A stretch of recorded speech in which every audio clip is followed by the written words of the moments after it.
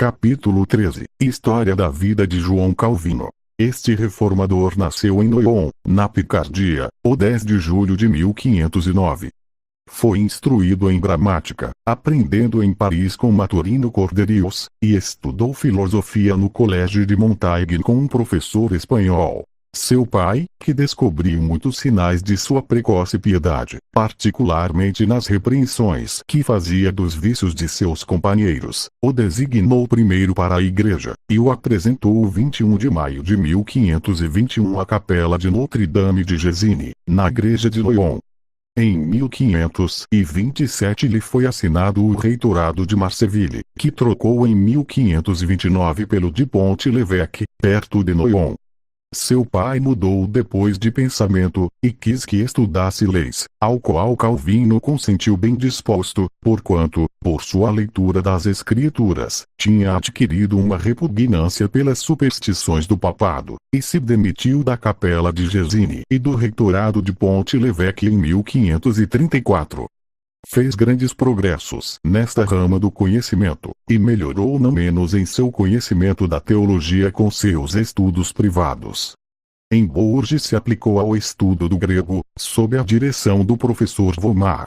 Reclamado de volta para Noyon pela morte de seu pai, permaneceu ali por um breve tempo, e depois passou a Paris, onde ainda tendo causado grande desagrado na Sorbona e no parlamento um discurso de Nicolas Cop, reitor da Universidade de Paris, para o qual Calvino preparou os materiais, se suscitou uma perseguição contra os protestantes e Calvino, que apenas pôde escapar de ser arrestado no colégio de Forteret, se viu obrigado a fugir a Chantogne, depois de ter tido a honra de ser apresentado à rainha de Navarra, quem suscitara esta primeira tormenta contra os protestantes. Calvino voltou a Paris em 1534. Neste ano os reformados sofreram maus tratos, o que o decidiu a abandonar França, depois de publicar um tratado contra os que acreditavam que as almas dos defuntos estão no estado de sonho. Se retirou a Basileia, onde estudou hebraico. Neste tempo publicou sua Instituição da Religião Cristã, obra que serviu para espalhar sua fama, embora ele mesmo desejasse viver na escuridão. Está dedicada ao rei da França, Francisco, e a continuação, Calvino escreveu uma apologia pelos protestantes que estavam sendo queimados por sua religião na França. Depois da publicação desta obra, Calvino foi à Itália a visitar a duquesa de Ferrara, uma dama de grande piedade, pela que foi muito gentilmente recebido. Da Itália se dirigiu à França, e tendo arranjado seus assuntos privados, se propôs dirigir-se a Estrasburgo ou a Basileia, acompanhado por seu único irmão sobrevivente, Antônio Calvino. Porém, como os caminhos não eram seguros devido à guerra, exceto através dos territórios do Duque de Saboia, escolheu aquela estrada. Este foi um direcionamento particular da providência, diz Bailly. Era seu destino que se instalasse em Genebra, e quando se mostrou disposto a ir além, viu-se detido como por uma ordem do céu, por assim dizê-lo. Em Genebra, Calvino se viu por isso obrigado a aceder à eleição que o consistório e os magistrados fizeram recair sobre sua pessoa, com o consentimento do povo, para que fosse um dos ministros e professor de teologia. Queria somente assumir este último ofício, e não o primeiro, mas no final se viu forçado a tomar ambos, em agosto de 1536. No ano seguinte, declaram a todo o povo, sob juramento, o assentimento deles a uma confissão de fé que continha uma renúncia ao papismo. Depois indicou que não poderia submeter-se a uma normativa que tinham estabelecido recentemente no cantão de Berna. Portanto, os síndicos da Genebra convocaram uma assembleia do povo, e se ordenou que Calvino, Farel e outro ministro abandonassem a cidade em poucos dias, por recusar administrar os sacramentos. Calvino se retirou a Estrasburgo, e estabeleceu ali uma igreja francesa, da qual foi seu primeiro-ministro. Também foi designado para ser professor de teologia. Enquanto isso, o povo da Genebra lhe rogou tão intensamente que voltasse com eles, que consentiu, e chegou 13 de setembro de 1541, com grande satisfação tanto do povo como dos magistrados. O primeiro que fez, após sua chegada, foi estabelecer uma forma de disciplina eclesiástica e uma jurisdição administrativa com o poder de infligir censuras e castigos canônicos, até incluir a excomunhão. Tem sido o regozijo tanto dos incrédulos como de alguns professos cristãos, quando querem lançar lodo sobre as opiniões de Calvino, referir-se a seu papel na morte de Miguel Servet. Esta tem sido a atitude que sempre adotam os que foram incapazes de refutar suas opiniões, como se fosse um argumento concluinte contra todo o seu sistema. Calvino queimou a Servet. Calvino queimou a Servet. É uma boa prova, para certa classe de arrazoadores, de que a doutrina da Trindade não é verdadeira, que a soberania divina é anti-escriturária, e que o cristianismo é uma falsidade. Não temos desejo algum de palliar nenhuma ação de Calvino que seja manifestamente errônea. Cremos que não se podem defender todas suas ações em relação com o desgraçado assunto de Servet. Porém deveríamos compreender que os verdadeiros princípios da tolerância religiosa eram muito pouco compreendidos em tempos de Calvino. Todos os outros reformadores que então viviam aprovaram a conduta de Calvino. Inclusive o gentil e amigável Melanchthon se expressou em relação a este tema da forma seguinte.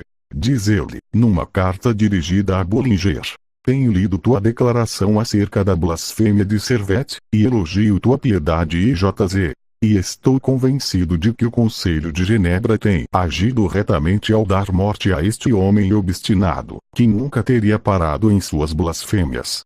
Estou atônito de que se encontre ninguém que desaprove tal ação. Farel diz de maneira expressa que Servet merecia a pena capital. Bucero não duvida em declarar que Servet merecia algo pior que a morte. A verdade é que, embora Calvino teve certa parte no arresto e encarceramento de Servet, não desejava em absoluto que fosse queimado. Quero, disse ele, que se diminua a severidade do castigo.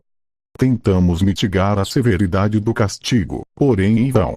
Ao querer mitigar a severidade do castigo, diz Farel a Calvino, fazer o ofício de amigo para com teu mais acérrimo inimigo. Diz Turritini: os historiadores não afirmam em lugar algum, nem se desprende de nenhuma consideração, o fato de que Calvino instigasse os magistrados a queimarem Servet. Não, senão que o certo é também que ele, junto com o colégio de pastores, atacou esta classe de castigo.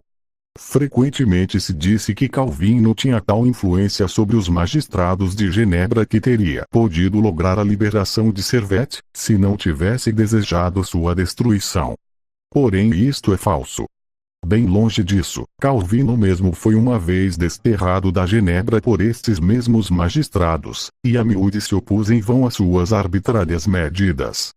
Tão pouco desejoso estava Calvino em querer a morte de Servet que o advertiu do perigo, e o deixou estar várias semanas em Genebra, antes de ser arrestado. Mas sua linguagem, que era então considerada blasfema, foi a causa de seu encarceramento. Enquanto estava no cárcere, Calvino visitou e empregou todos os argumentos possíveis para que se desdissesse de suas horríveis blasfêmias, sem referência alguma às suas peculiares crenças. Esta foi toda a participação de Calvino neste infeliz acontecimento. Contudo, não se pode negar que neste caso Calvino agiu de forma contrária ao espírito benigno do Evangelho.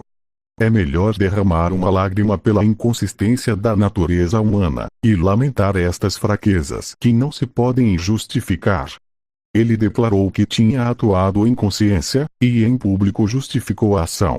A opinião era que os princípios religiosos errôneos são puníveis pelo magistrado civil, e isto causou tantos males, fora da Genebra, na Transilvânia ou na Grã-Bretanha. E isto deve imputar-se, e não ao trinitarianismo, ou ao unitarismo.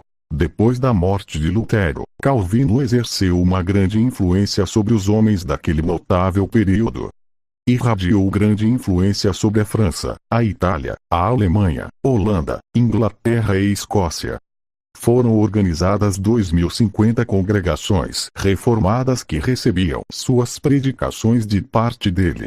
Calvino, triunfante sobre seus inimigos, sentiu que a morte se aproximava. Porém seguir esforçando-se de todas as formas possíveis com energia juvenil. Quando se viu a ponto de ir ao repouso, redigiu seu testamento, dizendo: dou testemunho de que vivo e me proponho morrer nesta fé que Deus me deu por meio de seu evangelho, e que não dependo de nada mais para a salvação que a livre eleição que ele tem feito de mim. De todo o coração abraço sua misericórdia, por meio da qual todos meus pecados foram encobertos, por causa de Cristo, e por causa de sua morte e padecimentos. Segundo a medida da graça que me foi dada, tenho ensinado esta palavra pura e simples mediante sermões, ações e exposições desta Escritura. Em todas minhas batalhas com os inimigos da verdade não utilizei sofismas, senão que lutei o bom combate de maneira frontal e direta. O 27 de maio de 1564 foi o dia de sua liberação e de sua bendita viagem ao lar. Tinha então os 55 anos. Que um homem que tinha adquirido tal reputação e autoridade tivesse somente um salário de 100 corras e que recusasse aceitar mais, e que depois de viver 55 anos com a maior frugalidade, deixasse somente 300 coroas a seus herdeiros, incluindo o valor de sua biblioteca, que se vendeu a grande preço, é algo tão heróico que alguém deve ter perdido todos os sentimentos para não sentir admiração. Quando Calvino abandonou Estrasburgo para voltar a Genebra, eles quiseram dar-lhe privilégios de cidadão livre de sua cidade e o salário de um prebendado, que tinha-lhe sido assinado. Ele aceitou o primeiro, porém recusou rotundamente o segundo. Levou a um de seus irmãos a Genebra consigo, mas jamais se esforçou para que se desse a ele qualquer posto honorífico, como qualquer que possuísse sua posição teria feito. Desde logo, cuidou da honra da família de seu irmão, conseguindo a liberdade de uma mulher adúltera, e conseguindo licença para que pudesse voltar a casar-se. Mas inclusive seus inimigos contam que lhe fez aprender o ofício de encadernador de livros, no qual seu irmão trabalhou toda a sua vida. Calvino, como amigo da liberdade civil. O reverendo Dr. Wisner disse, em seu recente discurso em Plymouth, no aniversário da chegada dos padres peregrinos: por muito que o nome de Calvino tenha sido escarnecido e carregado de vitupério por muitos dos filhos da liberdade, não há proposição histórica mais susceptível e uma demonstração plena que esta: que não viveu ninguém a quem o mundo deva mais pela liberdade de que goza, que João Calvino.